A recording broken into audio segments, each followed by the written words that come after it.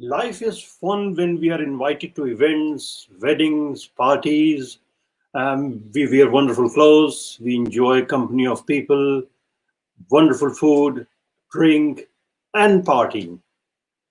Unfortunately, we have not seen any of that for past 3 months at least, and we don't know when we are likely to see that soon.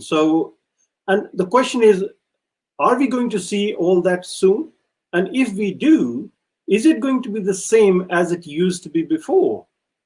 And if the pricing, if the grandness of these events is going to be similar to what it used to be, so how the event and wedding industry is going to change? We will try to find answers to all these questions this evening. Good evening, ladies and gentlemen. My name is Vineet Johari, and I'm delighted to introduce my guest for today's show, Jonathan Ian Waterman, who is an award-winning wedding and events Toastmaster, a well-known coordinator, a planner, a consultant, sales and marketing trainer, a booking agent, and a lot more, actually. So let me invite Jonathan. Good evening, Jonathan.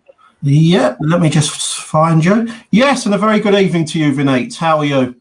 I'm good, thank you very much. Before we start the program, can we have a 1 minute silence in the memory of those who have lost their lives due to COVID-19?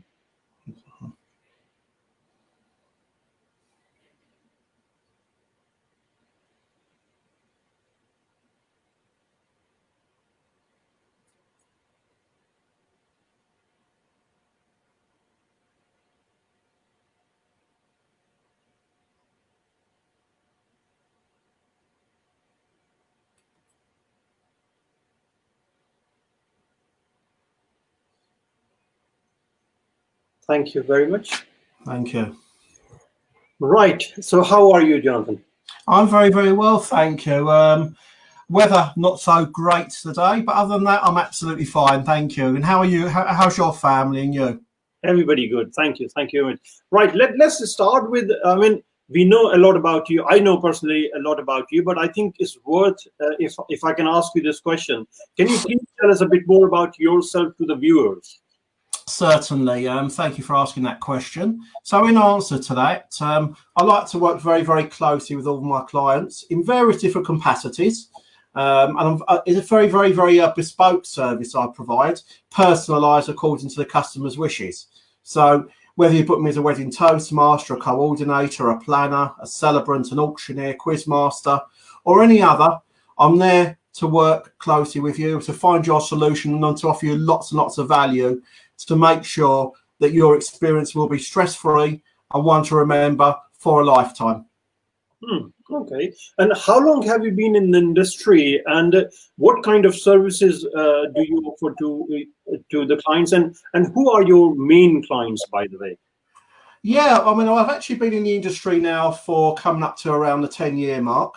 I mean, basically, clients-wise, it can vary. I mean, it's a lot of different kind of clients. I mean, first of all, let's look at the wedding side first and foremost, where I'm specialised in every persuasion of wedding, every race, religion, which I'm starting from English weddings, civil ceremonies, Asian and Indian weddings, Jewish, Arabic, Muslim, Afro-Caribbean, literally every type. And as well on the corporate side, I'm very, very well acquainted with every type of award ceremony, gala dinner, product launch. Yeah, so literally I'm very, very, very open to anything, to everything really. Okay, well, fair enough. Good. Well, I have worked with you on many corporate events, actually. Yes. It was a wonderful chance to know more about you. And maybe tell us a bit more detail, the type of weddings and events you have participated in, and is there any particular market you would like to have more exposure into? Yeah, I mean, over the years, I've been fortunate enough to work with a whole range of different clients, and each and every client is very important to me. You know, as I say, I like to give them all a personalised service. We work closely together. We look at their requirements in detail. And you know, as I say, no group is any different. You know, I work with them. We do the schedule. I do the fine tuning with them. And on the day, actually do the announcing, keeping it running, working full of teamwork with all the other suppliers, and also a lot of fun as well. A lot of fun touches I bring, and it's all about, you know, it's all about offering clients that experience that they're looking for. Yeah, I mean, basically, how else can I enhance on that? It's a passion I've always had. To, you know, I'm very much a people's person, and I'm working with people I thrive upon, really. And you know, I'm working with all the fellow wedding industry members, those within the industry. You know, we all work together as a team and support each other when necessary. And hopefully, at the end of each function, we get the chance to kind of blog about each other. You know, put links on, you know, make some mentions on Twitter, on Instagram, on LinkedIn, on Facebook, just so we all get that much exposure. You know, everyone gets the amount of exposure from the event, really. Right, okay. And what is your understanding on which way the wedding or events industry is heading? I mean, the way things have been for past 3 months, we hardly have seen any event or wedding happening. So what is your understanding on which way we are heading? What is the future of this industry? Well, it's, you know, at the moment unfortunately, we're very stuck and bound by the government. You know, we can only have, they're saying small gatherings up to 6 people. And I think, as far as I'm aware, they're actually looking at potentially putting up to 10 people, maybe soon 4 weddings, that type of thing. But however, the social distancing laws are very much, you know, inscribed into law. And I, to be honest with you, from the government's point of view, I totally agree, because the last thing we want is second waves and third waves and even fourth waves. You know, we all want to be well, and you know, to do our service to the best of our ability. And my take on it, really, if I have to look further down the line, I would like to see things kick off maybe in October, which I'm being very optimistic here, but probably next year, probably the start of the next year, we'll start seeing some traction. You know, I would like to think, obviously, the big weddings will return by the beginning of next year, where everyone will be very geared up to go. And I do think, yes, I think there will be changes as well, even when we do get back. And I think there'll be a lot of changes for the best. True, I agree. And if we want to visualize a wedding, let's say 6 months from now, so imagining a wedding happening sometime probably in January or February, how that wedding would look different to what we see these days, what we used to see before. How would you differentiate between the two? Well, I think a lot of venues are going to be adapting, obviously, to the way things are going to change. You know, I like to think there won't be hardly any change, but I think there will be. I think the venues will pay more attention to detail as to the numbers of people that will be invited, that will be allowed to come into the wedding, you know, or the corporate event, for example. I think that'll be a massive change. I also think that they'll be a lot stricter in some ways, where everyone who's coming into that venue, no distinction, will need to have insurances and will need to show insurances. I think that a lot of venues have learnt as well that they'll need to ask their clients every time for a copy of the disclosure for their wedding insurance, to make sure they have got wedding insurance very quickly after making the booking. I think that's just 3 things, but I think there'll be a lot more things that will be considered. I think we'll see a lot more outdoor weddings, because they basically say that the threat of COVID virus is less outdoors. But you know, and we may see venues utilising their spaces more. So that is yet to see, really. So as per far future, as I say, there will be changes, and I'm certain the changes will be for the best. And as an industry, we need to move forward together in harmony, and work with what we have.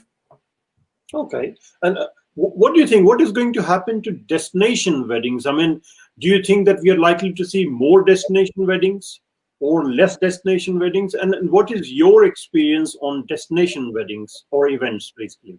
Yeah, I myself participated in a handful, should I say, both events and weddings. And what with all the restrictions in relation to basically to flights, in relation to social distancing rules in their countries, it's and then you look at the fact about elders potentially, grandparents, maybe elderly parents, elderly relatives, even though the airlines are saying they're going to adapt some kind of social distancing policy, it's still potentially a risk it still could potentially be a risk for people to fly. And I think a lot of people can have that in their mind, because it's not only getting on that plane, it's what's the situation at the airports. Are people going to be tested before they get onto a flight, or before they check in? Are people going to be checked at the other end? How long is all this going to go on for? Is there going to be more social distancing at the hotels, at the villas? Is there going to be, a transport providers and decor providers going to feel safe working? It's a lot. There's a lot to do when it comes to destination weddings. There's a lot to do on a wedding here in the UK, but destination weddings, if we look at Spain, Italy, the logistics are very, very, very, very, very different. The whole scenario is run on a different basis, but the social distancing rules still remain the same. And I think the biggest thing that we're going to look at there is basically the flights and getting people to the destinations, and if they're happy to go to these destinations. And the way I see it, because the number of people are going to be restricted in a wedding, so don't you think people might plan a destination wedding and say, look, we are only 20 of us, instead of having 200, let's go to XYZ destination and do the wedding over there? Could that be? I think that is something that could happen. I think I've already been listening to people's takes on different forums in relation to possible alternatives. Now, on the destination wedding market, this does actually come up a lot as a very, very, very good alternative, where they have got a small amount of people, maybe 10, 15, 20 people, where they'll just fly them out there. They'll get married. They might have a celebrant or an officiant over there, do the formalities, and then they can enjoy the party and make it into a holiday also. That's also a very, very, very big possibility. But the whole idea of people, I suppose, with bigger numbers in the UK or their resident country, is that they can invite their friends, they can invite their work colleagues and everybody else. So I suppose it's more of a party, but if it's going to be more sort of intimate, if that's the way that things are going to go, then I think we will see a lot of the smaller destination weddings going down that route. Interesting to hear that. And being a leader in the industry, what is your take on how important it is to promote wedding industry related business on social media? And do you promote your business on social media? And if you do, which platforms do you use?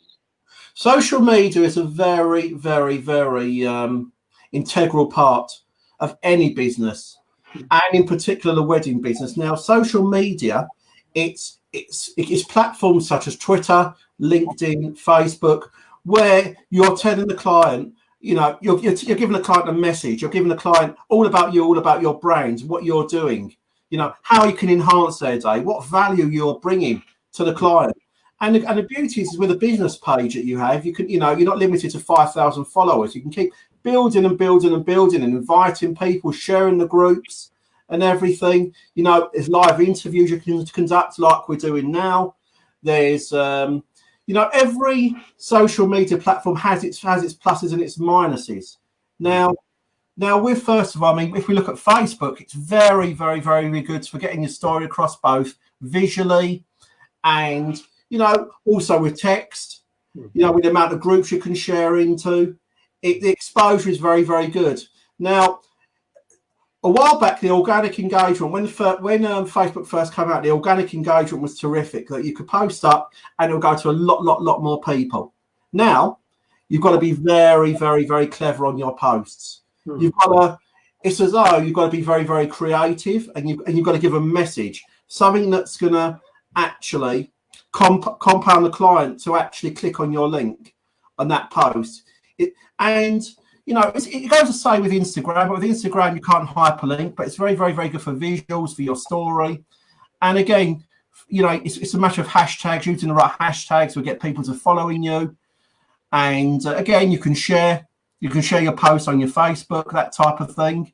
Pinterest is also terrific, where it gives brides, grooms, and wedding event organisers ideas of different colour schemes, different types of decor, different games a Toastmaster can do, different types of transport available.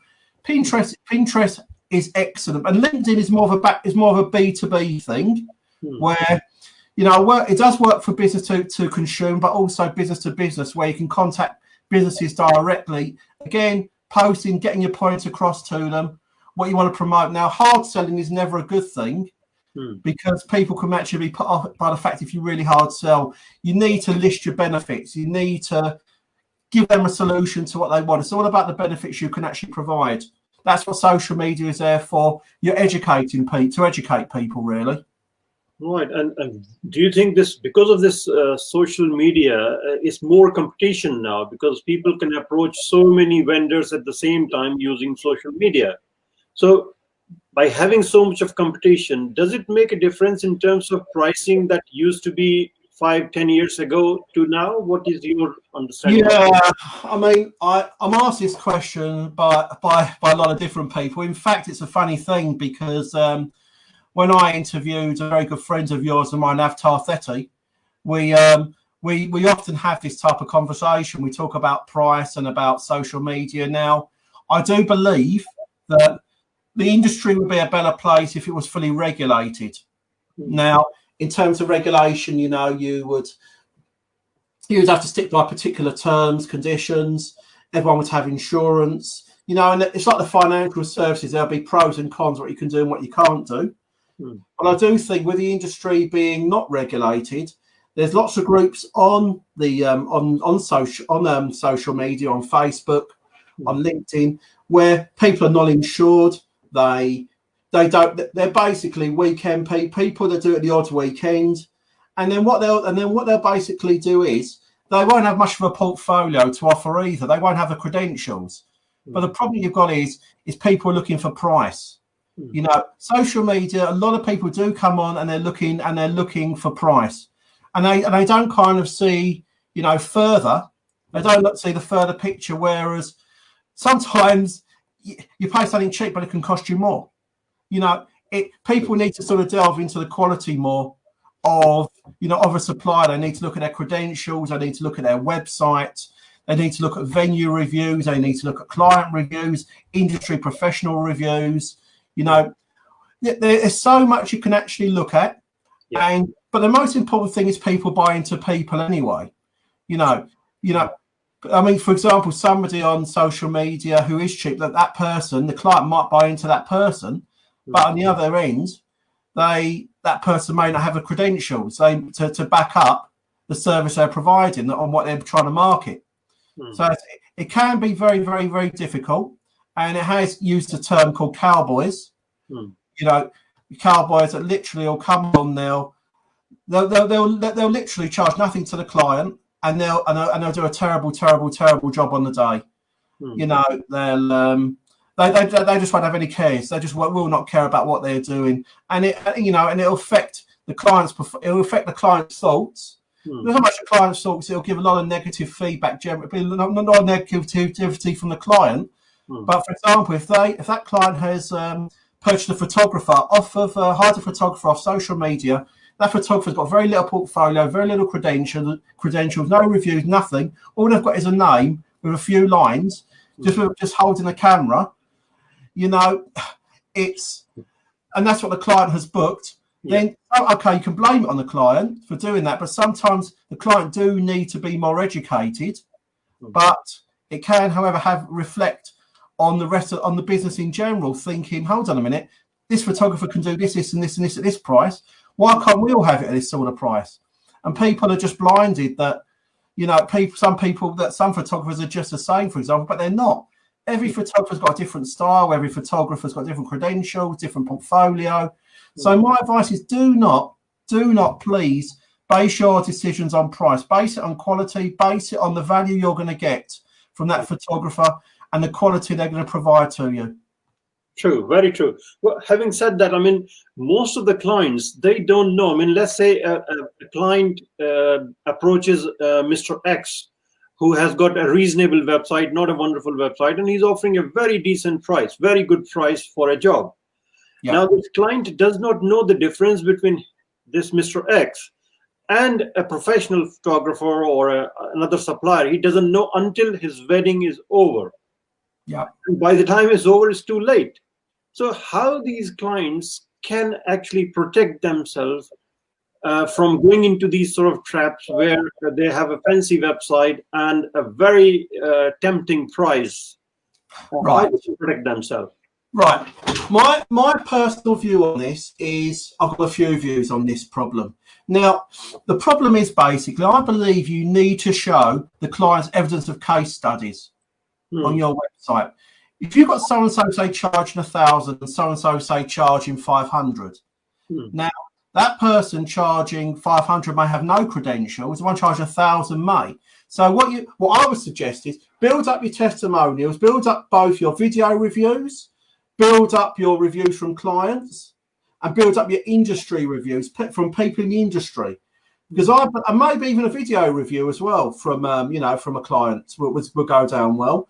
Now, if clients can see your case studies, and if they're a good client, they value your service, it'll value you for what you do, then they'll pay. Okay, they've got to like you, say if it's a photographer, they've got to like your pictures, they've got to like your style, they've got to like you as a person. But however, if it's looking at website for website and one supplier is cheaper than the other, then you've got to look at you've got to look at it why, and the reason is it could be they just want to be cheap and they're going for volume, or it could be you know what, this person's more expensive. They've got the reviews, they've got the testimonials, they've got venue reviews, they've got everything, and it's those credentials. They've built up a strong brand and they've got a following, and that brand, people know who they are.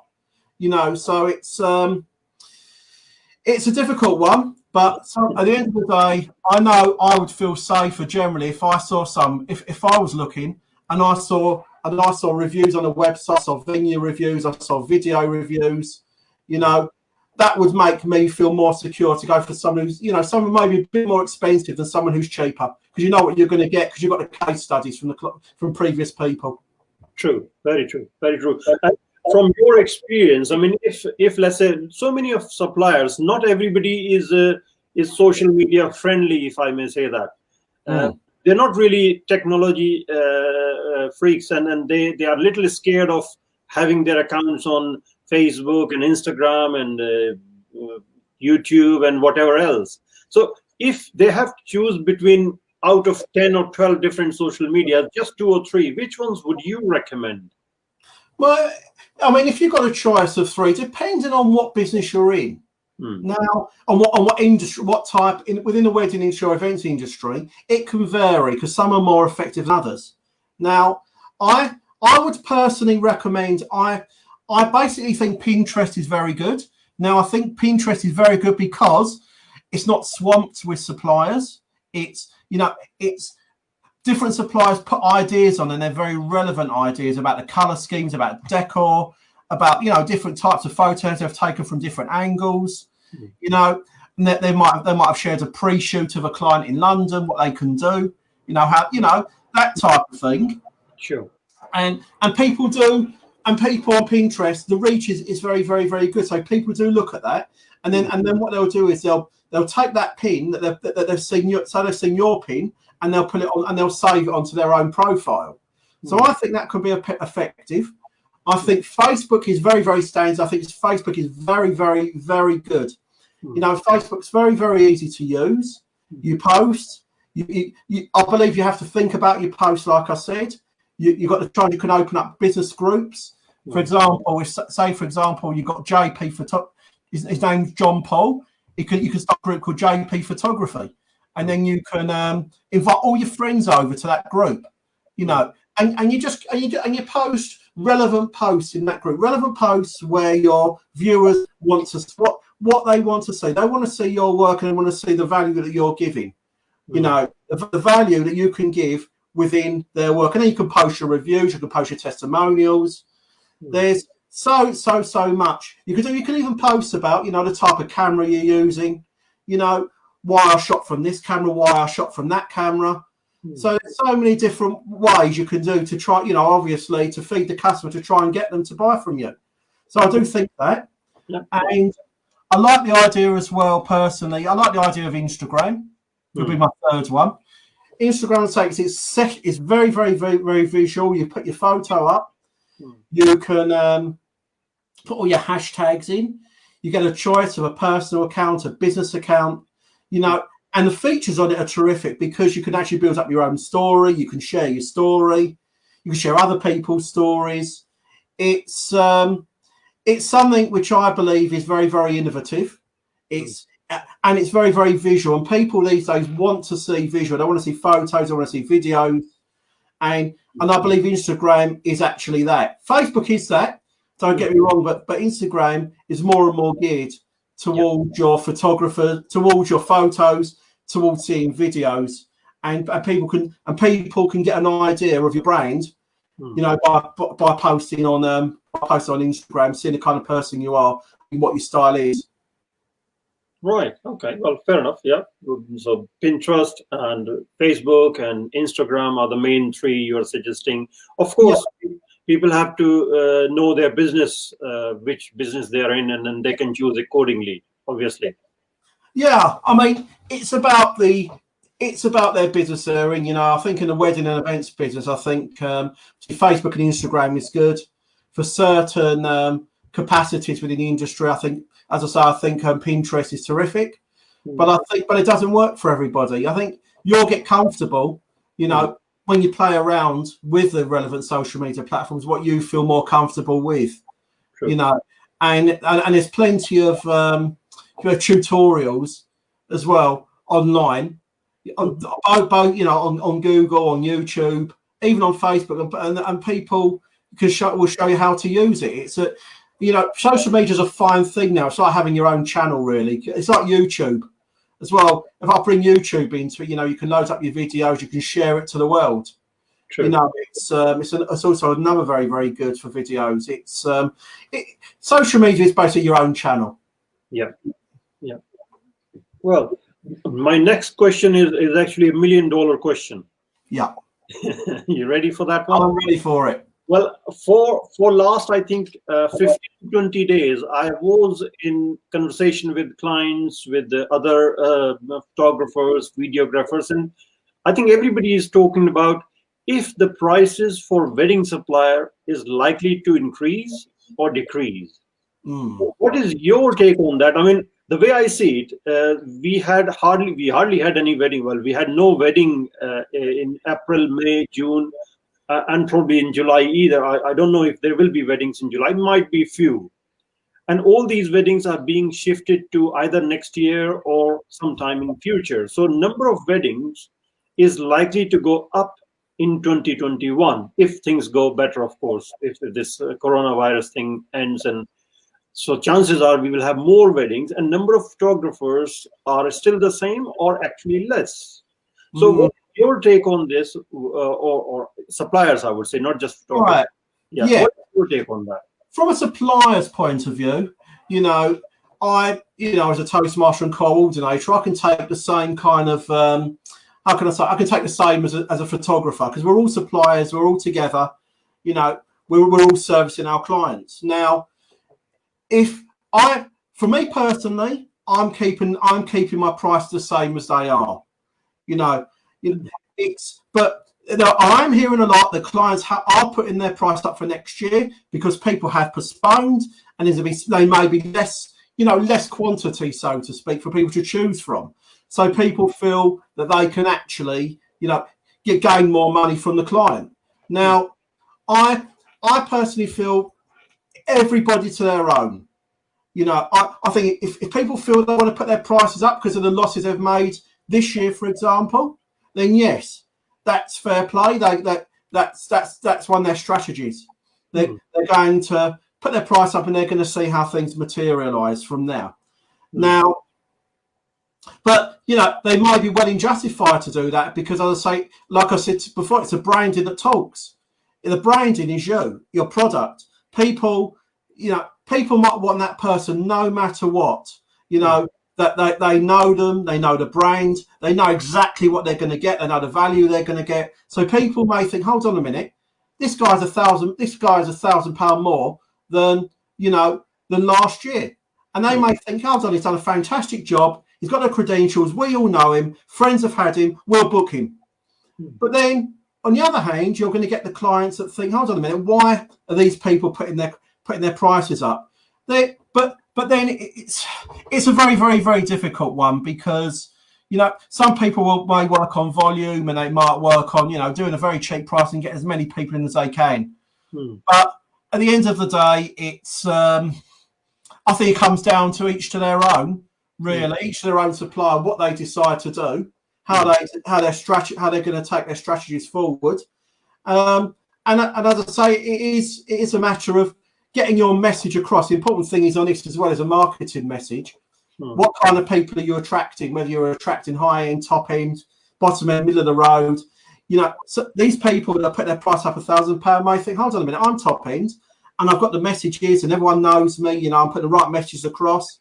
Or somebody might want to go from middle end to top end, but they may think, hold on, they may think they can do it, but their marketing messages and their credentials are not there.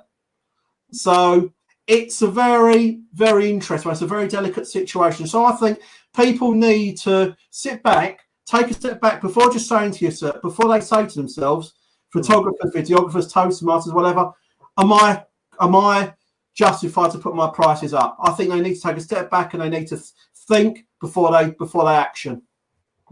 True, very true. Well, the economics works on supply and demand proportions. I mean, if the supply is less and demand is more, the price is likely to go up. I mean, as I said earlier, there are more weddings expected in 2021 than, of course, 2020. There's hardly any wedding happening at the moment. And when there is more weddings, of course, more suppliers are needed. And number of suppliers are still same in the market, or maybe less actually, because so many of suppliers are already booked for 2021, so they can't take two jobs at the same time. So I'm not sure. I mean, I don't know how it will make it an impact on the market, but as you said, it's personal choice how people see it. It's very rightly said that everybody is their own boss and they decide whether their branding is worth increasing the price or not. And that leads me to my next question, actually. What is your take on price versus quality?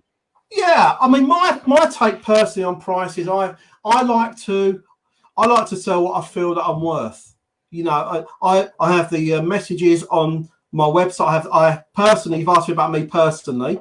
I feel about I've got the credentials from venues, from industry professionals, from clients, obviously as case studies, which will give them a peace of mind. And I like to offer the clients a personalized experience. That's my motto. And I feel my prices are in line with the services that I offer. I often get asked by clients, you know, can you drive the price down to this? Can the competition does this? The competition does that. Then I say to them to compare the profiles. Has the competition got case studies? Has the competition, you know, been endorsed by this one? Has the competition been endorsed by that one? Has the competition, can I offer you value, you know, in doing this? Can I offer you value in doing that? They're going to bring this to the party. They're going to bring that to the party. There's a whole lot of things to try and justify it. But at the end of the day, some clients are very, very, very, very budget and price orientated. And as much as you try to pull them around to your way of thinking, you're going to, sometimes it's in vain. And I sometimes feel with those type of clients who don't value services, who don't want to pay, who are on very, very strict budgets, who haven't got the money, for example, you say to yourself, look, feel free.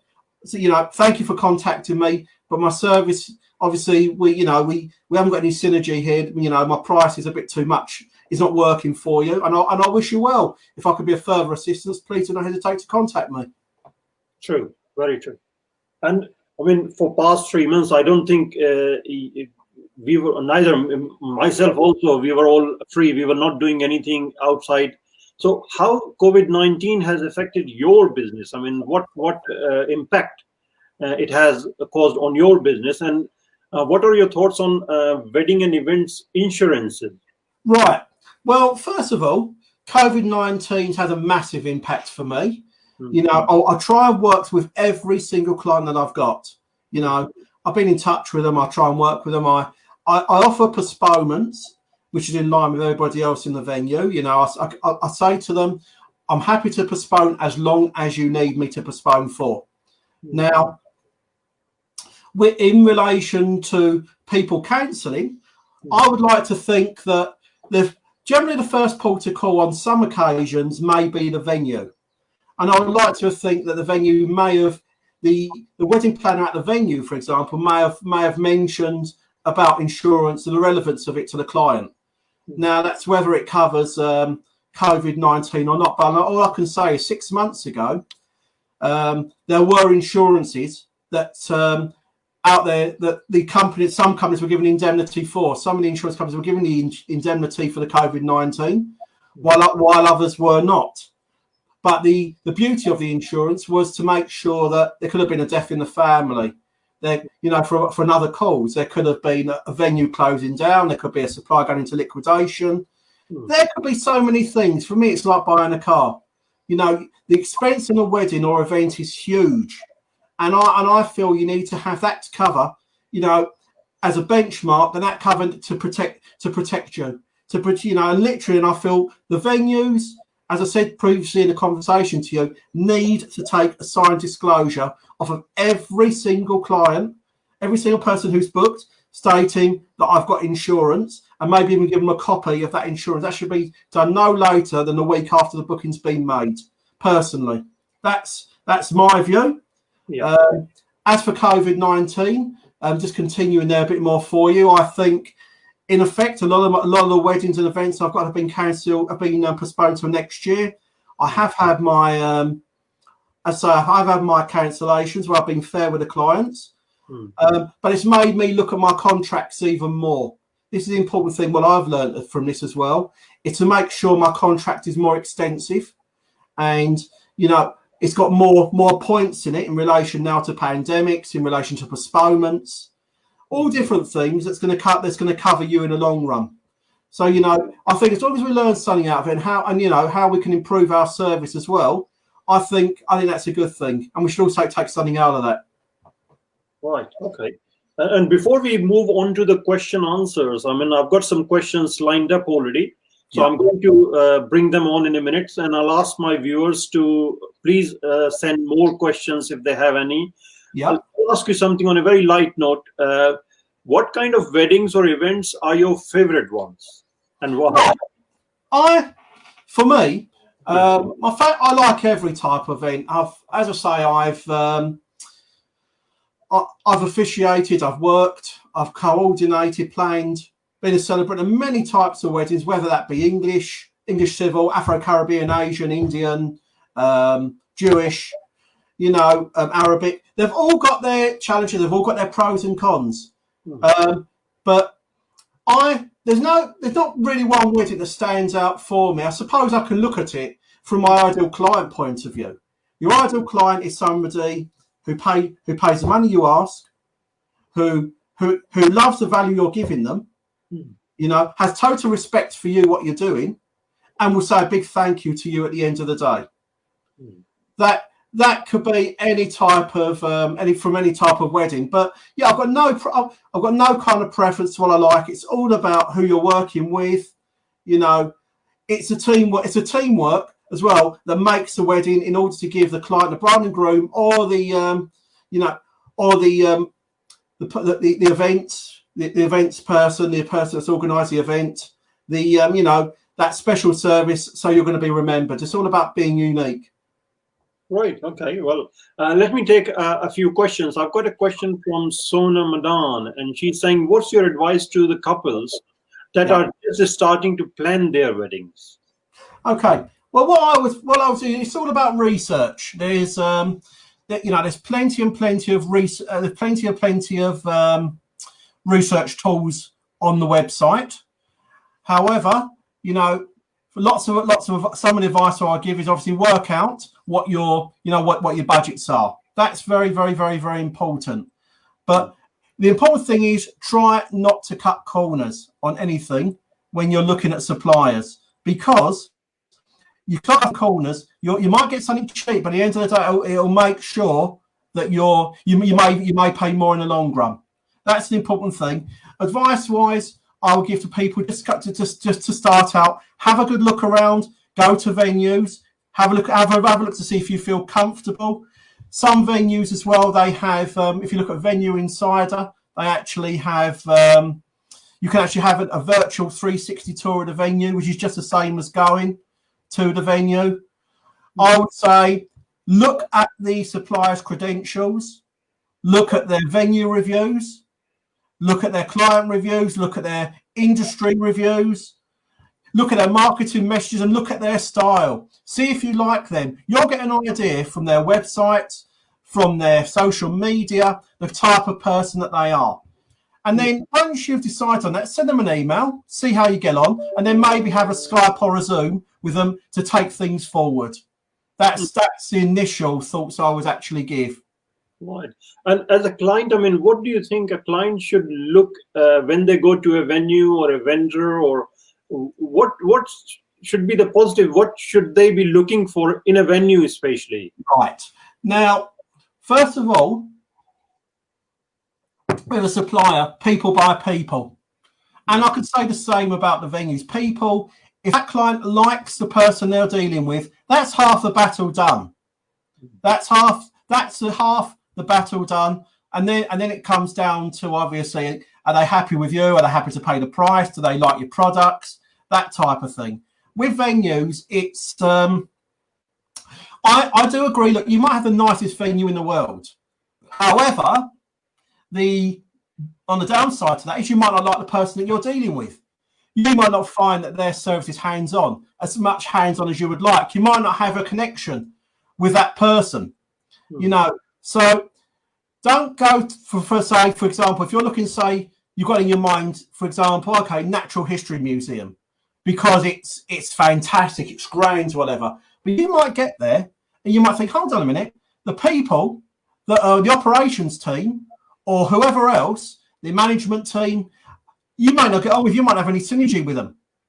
You know, so it's a matter of weighing up absolutely everything before you make that decision. So in a venue, for a venue, you make sure you check the reviews, you check previous case studies, reviews from clients, you check reviews from vendors, you make sure that you like the person that you're dealing with, you know, and what can they give you? What value are they offering you?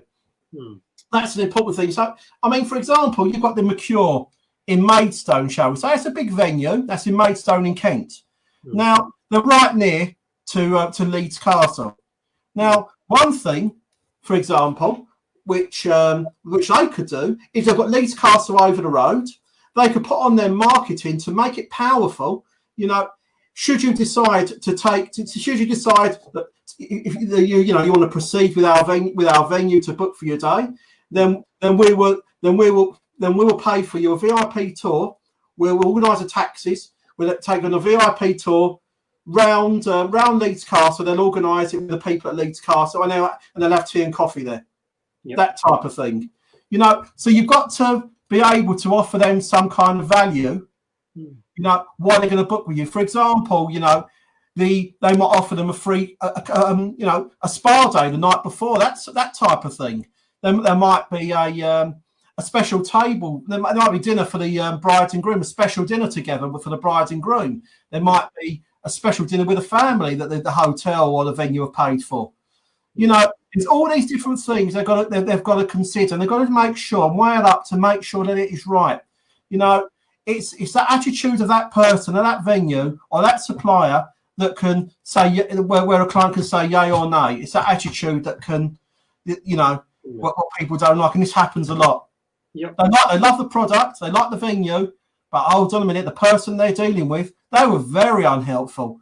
They were very, very quick, then they couldn't wait to get me out of the door. They had no action plan to follow me up. it was as though it's a number. I was a number, and an action plan is always good for a venue that's interested and pays attention to you, and you're getting on well with them. Even if the client doesn't say yes straight away, the venue should give an action plan. Like, shall I call you back in a few days? Can we have a Skype in a few days, just to see if they're okay? You know, and that leaves a very good taste in the client's mouth.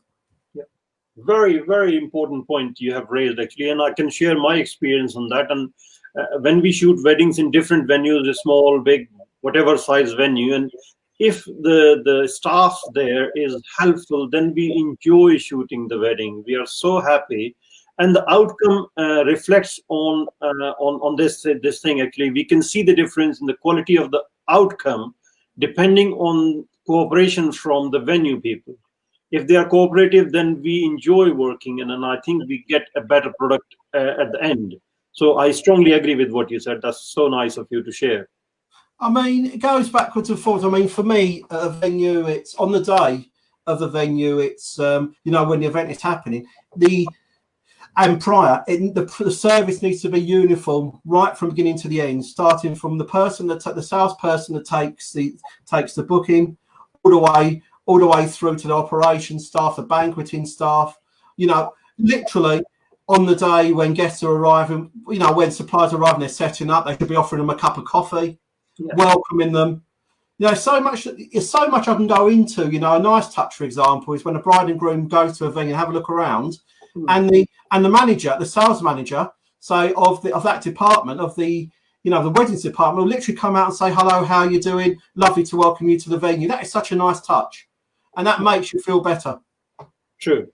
All right, let's take another question. I've got a question from Gold Rain Events saying, what can the new events businesses do to help themselves during this crisis?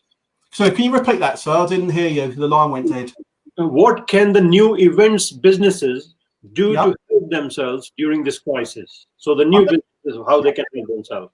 I think for a new events business, I think they need to. It's a very, very, very good time. And a very good evening to your Gold Rain Events. It's a very, very, very good time for you to basically look at your marketing. Look at your marketing. Look at your, you know, look at how you're branding yourself, which is important. Get yourself out on all the social media channels, on Facebook, on Instagram, on YouTube. Share your blogs. Write blogs. Share your blogs. You know, look, there's so many courses as well on sales and on marketing online as well.